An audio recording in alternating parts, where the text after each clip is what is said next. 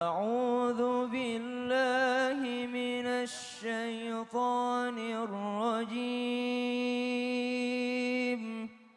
بسم الله الرحمن الرحيم. بسم الله الرحمن الرحيم.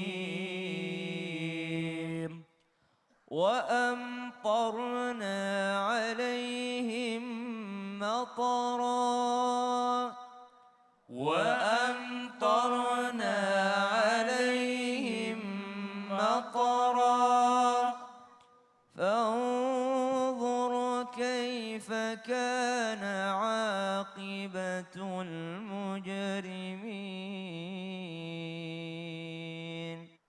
فانظر كيف كان عاقبة المجرمين.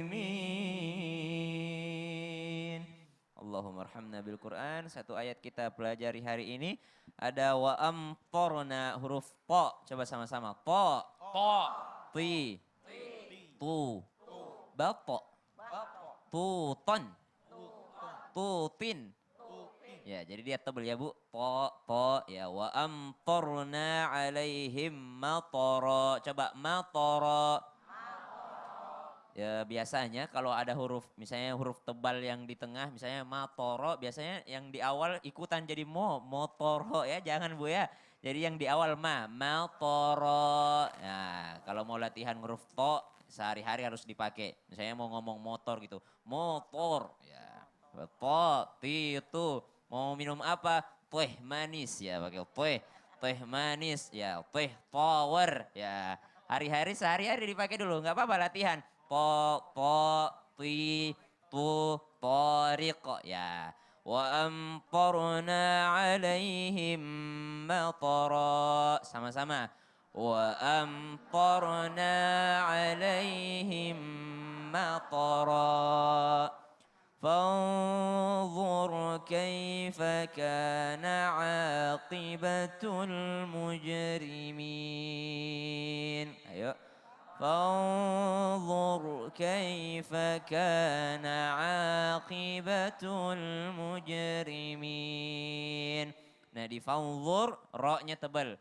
Fanzur ya, fanzur kaifa kana aqibatul rinya tipis. Jadi kalau huruf ra itu kalau fathah dan dhammah maka dia tebal. Ra, ru, maka dia tebal. Tapi kalau dia kasrah maka dia tipis. Kayak orang agak susah bilang ri. Coba sama-sama ri. Ra, ru, ruron. Ri.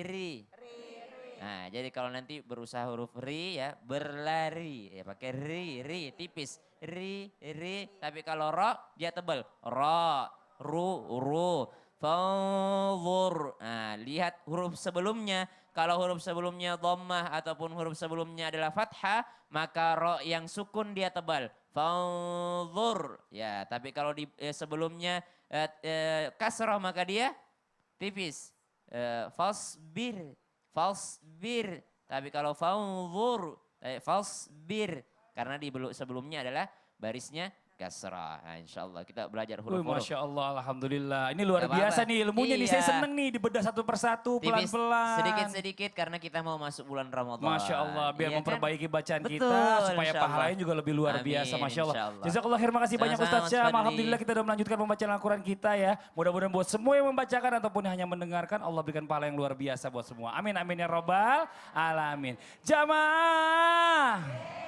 Kita lanjut lagi nih ngebahas masalah tentang tema kita pagi hari ini ya, bicara masalah tentang move on menuju Allah nih. Zaman milenial ini semua orang bisa berdakwah, apalagi yang namanya sosial media ini tinggal share gitu ya, bener Bu ya? Ibu sering dengar atau sering baca ya Bu ya? dari sosial media ada yang tausiah, teman-teman sendiri kadang-kadang jadi tausiah juga nih. Nah ini luar biasa nih, ada bagusnya, ada enggaknya. Kadang-kadang kalau misalnya kita lihat yang bagus, wah ini orang enak ya. Tapi ada yang tiba-tiba bid'ah, pusing kita jadinya. Ini gimana sih ceritanya nih? Katanya begitu nih. Nah ini Masya Allah. Sekarang sebenarnya bagaimana sih bisa melihat seseorang itu move on menuju jalan hijrah di jalan Allah, di zaman milenial ini, berhasil atau tidaknya dengan postingan media mereka nih? Adakah halnya juga? Coba kita tanya sama gurunya yang berikutnya nih. Ada Umi Maki, punten waktunya Umi, silakan. Bismillahirrahmanirrahim. Pemirsa yang dirahmati Allah, seseorang dikatakan berhasil hijrahnya adalah ketika dia berhasil merubah akhlaknya dari yang dulunya kurang baik menjadi akhlak yang baik. Ataupun dia bisa mempertahankan akhlak mulianya.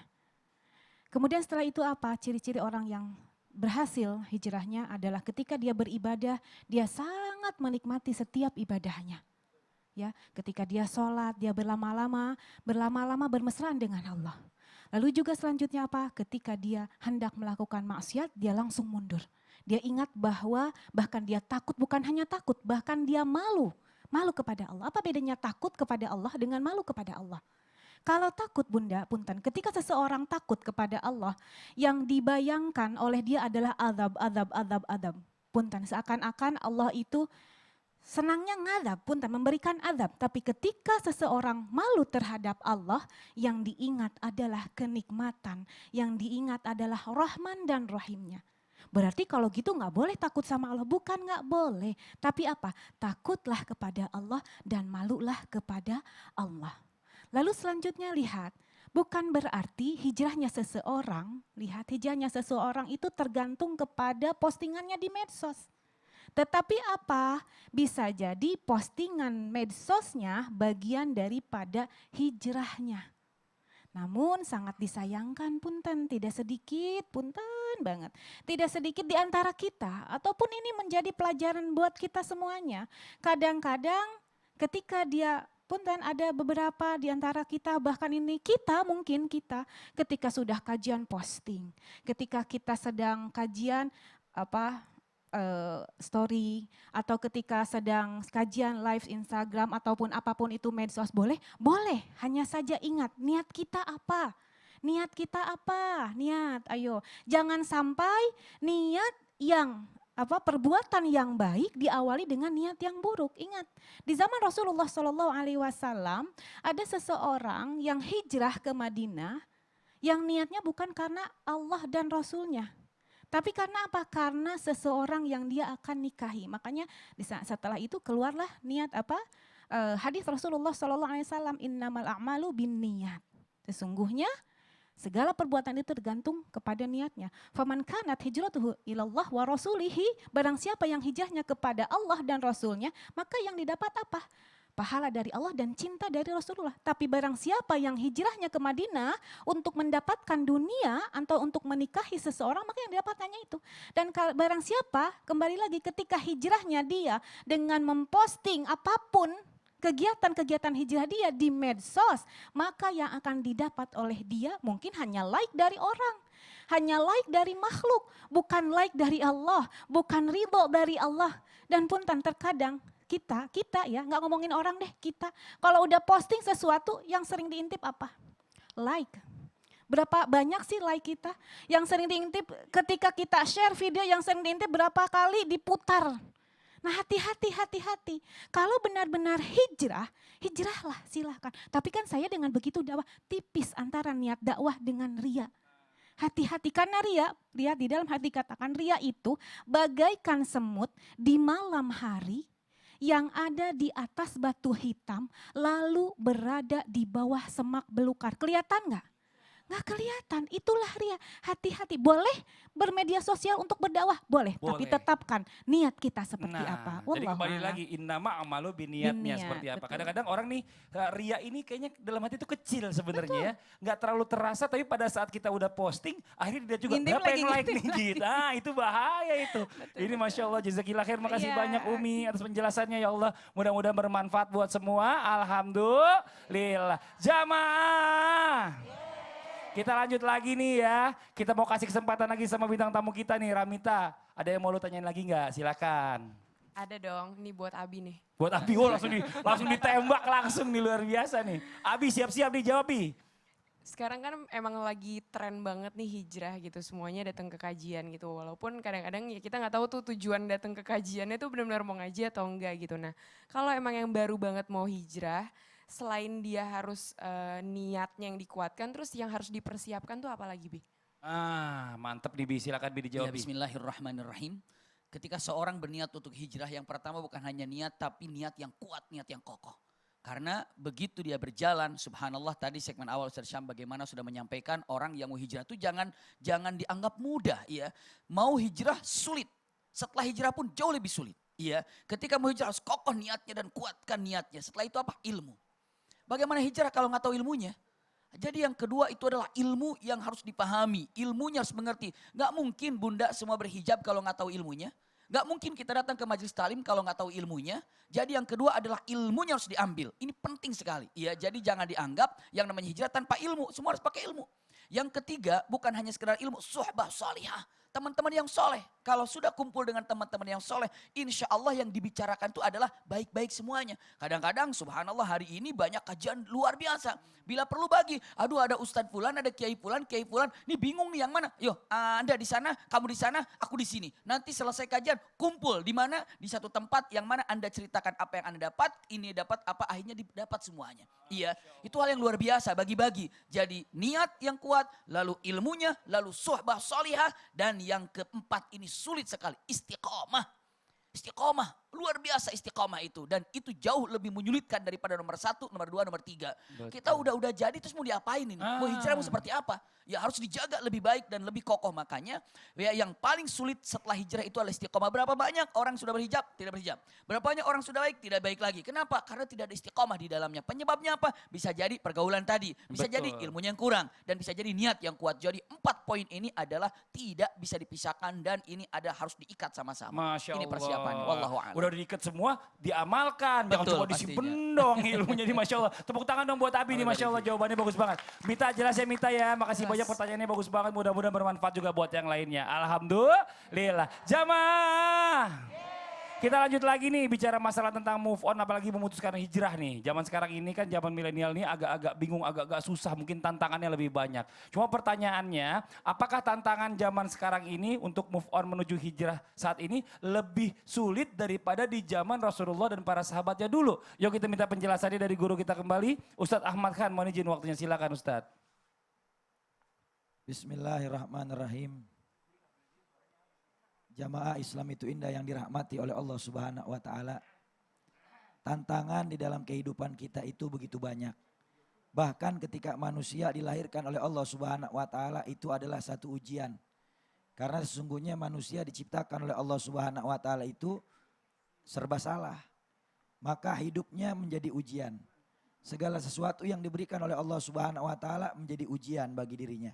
Bahkan kenikmatan yang diberikan oleh Allah Subhanahu wa taala juga itu ujian. Maka ujian adalah tantangan di dalam kehidupan kita. Pada saat kita mau berhijrah di jalan Allah Subhanahu wa taala, maka kita harus mampu untuk mengalahkan dan melewati setiap tantangan yang ada di hadapan kita. Dan biasanya tantangan yang terjadi di zaman sekarang adalah satu datang dari diri sendiri dan yang kedua datang dari orang di sekitar kita. Yang datang dari diri kita sendiri biasanya adalah sifat malas. Ketika kita mau berhijrah, kita malas untuk berubah diri menjadi yang lebih baik. Padahal orang yang merubah dirinya menjadi lebih baik, ini akan mendapatkan janji dari Allah Subhanahu wa taala bahwasanya Allah katakan dalam Al-Qur'an, wa alawistagamu la asgainakum ma'an gadaka. Seandainya kamu istiqamah di jalan Allah Subhanahu wa taala, kamu berubah menjadi orang yang lebih baik, lalu kamu istiqamah. Bu. Ngantuk ya? Tahu gak sih mana istiqomah? Apa Bu istiqomah? Bu, istiqomah, istri 3 dikontrakin rumah. Ya, bukan itu Bu ya. Istiqomah itu maknanya adalah continue, terus menerus di dalam kebaikan yang kita lakukan. ketika kita niat berhijrah jalan Allah Subhanahu wa taala, maka istiqomah dalam kebaikan tersebut. Apa janjinya Allah? Wa ala wistagamu la asghainakum ma'an gadaqa. Seandainya kamu berhijrah di jalan Allah Subhanahu wa taala, lalu istiqamah di dalam kebaikan, lalu Allah akan janjikan bagi kalian la asghainakum ma'an gadaqa, akan kami berikan minum yang mana minum itu adalah air yang sejuk. Maknanya adalah nikmat yang luas, rezeki yang melimpah dan pahala yang besar dari Allah Subhanahu wa taala diberikan kepada orang yang istiqamah di jalan Allah Subhanahu wa taala. Jadi tantangannya sifat malas yang ada dalam diri kita. Kalau kita mau berubah menjadi orang yang lebih baik, kalahkan itu sifat malas. Karena sifat malas ini penyakit. Kalau sudah ada dalam diri kita lalu kita tidak berusaha untuk menyingkirkannya, maka kita akan sulit untuk berhijrah di jalan Allah Subhanahu wa taala dan terkadang akan menyebabkan kita jadi minder. Akhirnya kita jadi berpikir, saya takut kalau mau berhijrah, takut dibilang sok suci. Kalau hijrah takut dibilang ya kayak udah tahu jalan ke sorga aja. Kadang-kadang kalau ikut pengajian ya dibilang katanya sok ngustad. Nah ini yang model-model seperti ini disebabkan karena apa? Dari diri kita sendiri. Kita malas untuk berubah karena kita dibisikin oleh syaitan agar kita apa? Semakin jauh dari Allah Subhanahu wa taala. Makanya ketika kita menuntut ilmu, belajar kepada ulama, kita harusnya minta bukan cuma ilmu doang yang kita dapat, tapi juga hidayah petunjuk dari Allah Subhanahu wa taala. Karena kata Rasulullah, manis dada ilman walam yazdad minallahi hudan, lam yazdad minallahi ila bu'dan. Siapa orang yang bertambah ilmu, setiap kali dia ngaji di pengajian, duduk di majelis taklim, dengar nasihat ulama, dengar nasihat para asatid, para kiai, tapi nggak dapat petunjuk dari Allah Subhanahu wa taala atas ilmu yang telah dia dapatkan, maka niscaya dia rasa dirinya semakin dekat kepada Allah, tetapi karena dia merasa punya ilmu semakin sombong, akhirnya semakin jauh dari Allah Subhanahu wa taala. Hati-hati. Ini penyakit. Akhirnya jadi apa? Dari ilmu yang didapatkan bukan jadi kebaikan, malah jadi kemudorotan buat dirinya dan juga orang lain. Dan yang kedua, tantangannya adalah datang daripada orang sekitar kita. Orang sekitar kita ini kadang-kadang membicarakan kita, mengujing kita, ya, melakukan hal-hal yang membuat kita jadi apa? Jadi tidak bersemangat untuk hijrah, maka ini harus kita lawan, harus kita kalahkan. Jangan kalah dengan apa? Dengan bisikan-bisikan mereka yang menyebabkan kita semakin jauh dari Allah Subhanahu wa taala. Karena orang yang hijrah bukan cuma orang yang berubah memahami ilmu syariat, tapi juga orang yang meninggalkan kemaksiatan dan dosa, itu juga orang yang hijrah. Dalam Al-Quran Allah katakan dalam Al-Quran, warujza fahjur, dan perbuatan dosa tinggalkan. Maka di saat kita bertobat kepada Allah, meninggalkan kemaksiatan dan dosa, itu juga dinamakan hijrah ke jalan Allah Subhanahu wa Masya taala. Allah. Jadi godaannya minal jinnati wan nas nih, dari golongan jin dan juga manusia. manusia. Teman-teman dekat Betul. ya kan, udah kita jalan pengajian, sini dulu ada acara nih, itu Iya. ulang tahun gitu ya kan. Buat traktir dah. Macam-macam, ada aja ceritanya Kalau nih. buat ngaji males. Buat ngaji males. Kalau kondangan makan gratis doyan. Nah, astagfirullahaladzim, bisa aja. Bib, jangan lupa Ustadz nih, kurang-kurangin dikit off airnya, suaranya sampai serak banget. Makasih banyak atas ilmunya. Jazakallah khair. Mudah-mudahan bermanfaat buat semua. Alhamdulillah. Jamaah.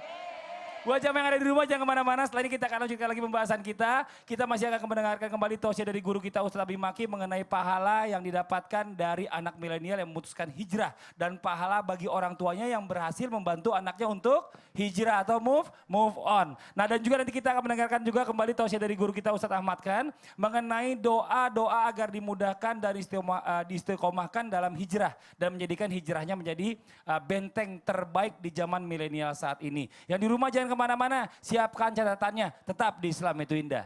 Jamaah!